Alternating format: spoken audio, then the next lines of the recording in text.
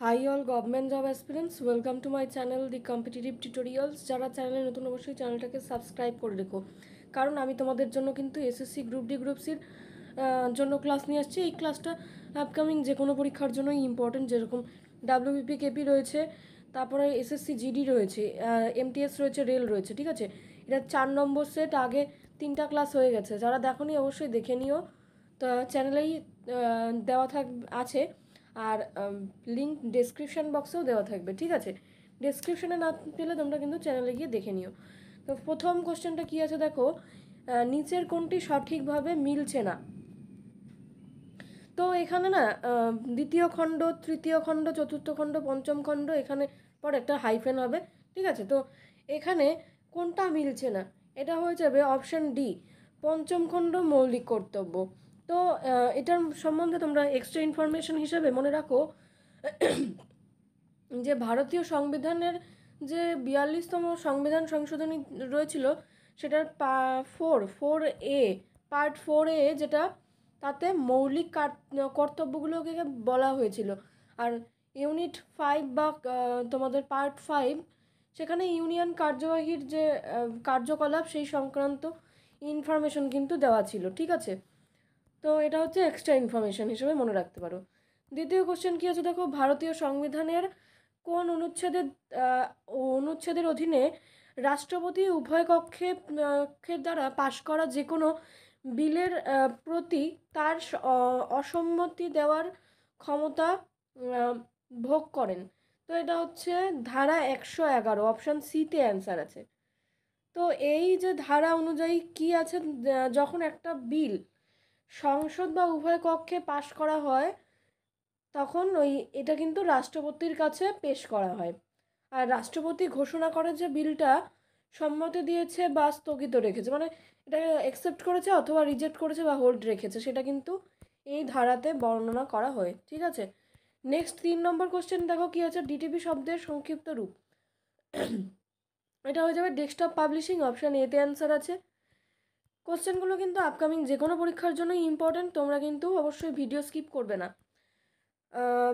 ভারতের যে অর্থনীতির মেরুদণ্ড কোন মানে কোন খাতে রয়েছে, এটা কিন্তু কৃষি ক্ষেত্রে রয়েছে। ঠিক আছে, আমাদের অর্থনীতির মেরুদণ্ড কিন্তু এখানে তোমার ফার্মিংয়ের জন্য বা এগ্রিকালচার যেটা বলতে পারো। নেক্সট কী আছে দেখো, নিম্নলিখিত কোন পঞ্চবার্ষিকী পরিকল্পনায় কৃষিক্ষেত্রে সর্বোচ্চ জিডিপি বৃদ্ধির হার পরিলক্ষিত হয়? তো এইটা হয়ে যাবে অ্যান্সার হচ্ছে 8ম পঞ্চবার্ষিকী পরিকল্পনা। আর এই পরিকল্পনায় কি বলা হয়েছে বা এর সময়কাল কত? এর সময়কাল হচ্ছে 1992, অর্থাৎ 1992 সাল থেকে 1997, অর্থাৎ এখানে 1997। ঠিক আছে, এই ইয়ার অবধি কিন্তু এটা ছিল। আর কৃষিবৃদ্ধির যে পরিকল্পনা এই সময়কাল জুড়ে মানে ওঠানামা করেছে আর কি। আর বৃদ্ধির হার মোটামুটি ধরো 4.8। ঠিক আছে, 4.8 এটা কিন্তু লক্ষ্য করা গিয়েছিল। নেক্সট কোশ্চেন কি আছে, যে নিম্নলিখিত কত সালে ইকোনমিক জোন ভারত মানে স্পেশাল ইকোনমিক জোন, যেটা SEZ আর কি, নীতি কার্যকর হয়েছে? তো এটা হয়ে যাবে 2000 সালের নভেম্বর মাস থেকে, অপশান সিতে অ্যান্সার আছে। তারপরের কোশ্চেন কি আছে দেখো, নিচের কোনটি ঢে গ্রুপের সদস্য নয়? আচ্ছা, এখানে এই প্রশ্নটার মধ্যে দেখো বলা আছে যে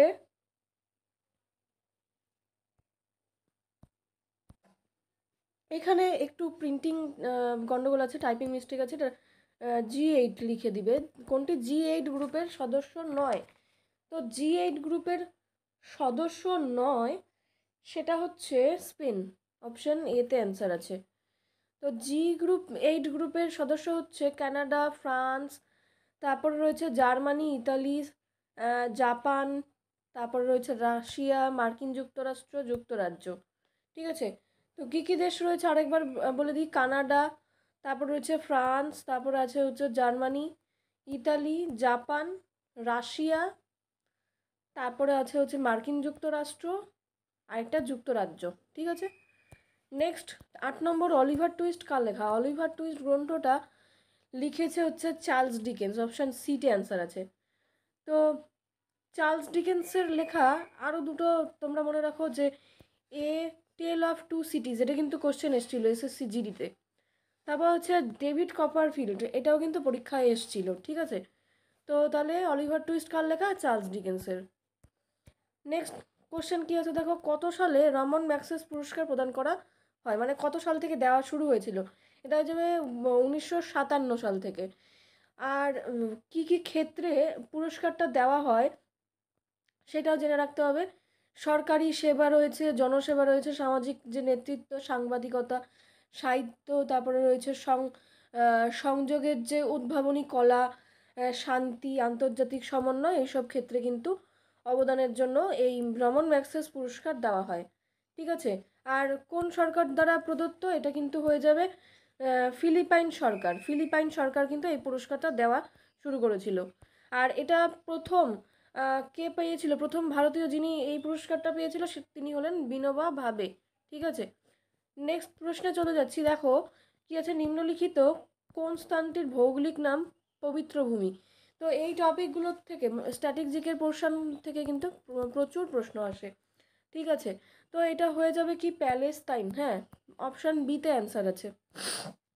নেক্সট, সূর্যের পরে দ্বিতীয় নিকটতম নক্ষত্র, পৃথিবীর দ্বিতীয় নিকটতম নক্ষত্র হচ্ছে অপশান সি প্রক্সিমা সেন্ট্রাই। তো প্রক্সিমা সেন্ট্রাই সম্বন্ধে একটা ইনফরমেশন তোমরা জেনে রাখতে পারো, যে সূর্যের পর পৃথিবীর দ্বিতীয় নিকটতম নক্ষত্র এটা, এবং এই সিরিয়াসের পরে ক্যানোপাস হলো রাতের আকাশে দ্বিতীয় উজ্জ্বলতম নক্ষত্র, ঠিক আছে। সিরিয়াসের পরে ক্যানোপাস হলো ভারতের আকাশে দ্বিতীয় উজ্জ্বলতম নক্ষত্র। নেক্সট কোশ্চেন কি আছে দেখো, দার্জিলিং হিমালয়ান রেলওয়ে মানে HHR যেটা, ঠিক আছে, কবে হেরিটেজের তকমা পেয়েছিল? মানে ইউনেস্কোর ওয়ার্ল্ড রেকর্ডে অনুযায়ী, ঠিক আছে। তো এটা হয়ে যাবে 1999 সালে, ঠিক আছে। তো এটা হচ্ছে ভারতে অবস্থিত ইউনেস্কোর ওয়ার্ল্ড হেরিটেজ সাইট। তো তার মধ্যে কোনটা কোনটা পড়ছে? ভারতের মধ্যে কিন্তু দার্জিলিং পড়ছে একটা, মুম্বাই পড়ছে একটা, মুম্বাই এসটি, এটা কিন্তু 2004 সালে হয়েছিল। নীলগিরি পর্বত, এটা কিন্তু 2005-এ হয়েছিল।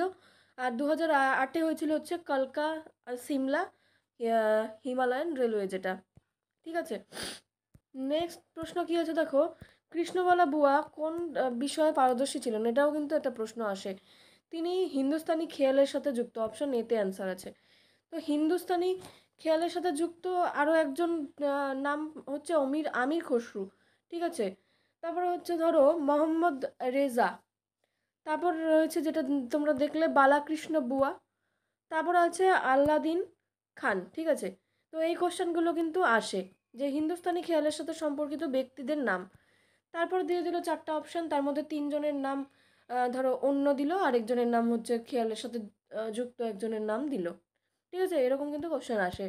নেক্সট 14 নম্বর কোশ্চেন কি আছে দেখো, বাংলার প্রথম নাট্যশালা বেঙ্গলি থিয়েটার কে প্রচার করেছিলেন বা প্রতিষ্ঠা করেছিলেন? এটার উত্তর কি হয়ে যাবে? উত্তর হয়ে যাবে কিন্তু গেরাসিম লেভেডফ, ঠিক আছে। তিনি হচ্ছে প্রথম নাট্যশালা থিয়েটার 1975 সালে প্রতিষ্ঠা করেছিলেন, ঠিক আছে। আর এই নাট্যশালায় প্রথম অভিনীত নাটক কোনটা? এটা হয়ে যাবে কাল্পনিক সংবদল, ঠিক আছে। নেক্সট প্রশ্নে চলে যাচ্ছি, নিম্নলিখিত কোনটি ভারতের পরিচ্ছন্ন রেলওয়ে স্টেশন? এটা হচ্ছে মুম্বাই, অপশান সিতে অ্যান্সার আছে। ভারতের যে পরিচ্ছন্ন রেল স্টেশন সেটা হচ্ছে ইন্দোর, ঠিক আছে। পরিচ্ছন্ন শহর হয়ে যাবে ইন্দোর, এবং রেল স্টেশন হয়ে যাবে মুম্বাই। আচ্ছা, আরেকটা ইনফরমেশন মনে রাখো, পরিচ্ছন্ন রাজ্য হয়ে যাবে মধ্যপ্রদেশ, যেটা এমপি বলা হয়। আর পরিচ্ছন্ন রেল স্টেশন আমরা পেলাম মুম্বাই, মানে 3টে উত্তর কিন্তু আলাদা। শহর হিসাবে পরিচ্ছন্ন শহর ইন্দোর হয়ে যাবে, মধ্যপ্রদেশ হচ্ছে পরিচ্ছন্ন রাজ্য, আর মুম্বাই হচ্ছে পরিচ্ছন্ন রেল স্টেশন, ঠিক আছে। নেক্সট প্রশ্ন চলে যাচ্ছি, ইউপিআই, এটা কিন্তু তোমাদের পারা উচিত। এটার উত্তর হয়ে যাবে, এটা হচ্ছে ইউনিফাইড পেমেন্ট ইন্টারফেস, অপশন ডিতে অ্যান্সার আছে। নেক্সট, 17 নম্বর প্রশ্ন কী আছে দেখো, ইন্ডিয়ান ইনস্টিটিউট অফ সয়েল সায়েন্সেসের গবেষণাগার এটা হয়ে যাবে উত্তর ভোপাল, এটা কিন্তু ভোপালে অবস্থিত। ঠিক আছে, নেক্সট প্রশ্নে চলে যাচ্ছি, যে প্রয়াত লুইস সুয়ারেজ কে ছিলেন? তিনি কিন্তু একজন ফুটবলার। মৃত্যুকালে তার বয়স কত হয়েছিল জেনে রাখতে পারো, 88, অর্থাৎ 88 বছর বয়স। তিনি কোন দেশের ফুটবলার ছিলেন? তিনি কিন্তু স্পেনের ফুটবলার ছিলেন। ঠিক আছে, অপশান বিতে অ্যান্সার আছে। নেক্সট প্রশ্নে চলে যাচ্ছি, দেখো ন্যাশনাল গ্রিন হাইড্রোজেন মিশনের জন্য কোন দেশকে $1 বিলিয়ন ইউরো দিচ্ছেন হচ্ছে কোন bank? European investment bank, EIB। তো এটা উত্তর হয়ে যাবে কিন্তু ইন্ডিয়া, অর্থাৎ ভারত। অপশান ডিতে অ্যান্সার আছে। নেক্সট আজকের লাস্ট প্রশ্ন, বা তোমরা এটা শেষ প্রশ্ন বলতে পারো। তো কী আছে দেখো, নাসার সঙ্গে মঙ্গল গ্রহের রোভার পরিকল্পনার প্রথম ভারতীয় কে ছিলেন? এটা হয়ে যাবে অক্ষতা কৃষ্ণমূর্তি। ঠিক আছে, অপশান সিতে অ্যান্সার আছে। আজকের ক্লাসটা এখানেই শেষ করছি। তো যারা যারা এখন অবধি PDF সংগ্রহ করেনি, টেলিগ্রাম চ্যানেলে জয়েন করে থাকো, সেখানে কিন্তু বিভিন্ন আপডেটস দেওয়া হয় ক্লাসের। এবং যারা অনলাইন কোর্সে জয়েন করতে চাও, তারা কিন্তু অনলাইন কোর্সেও জয়েন করতে পারো। Thanks for watching and all the best for your upcoming exam.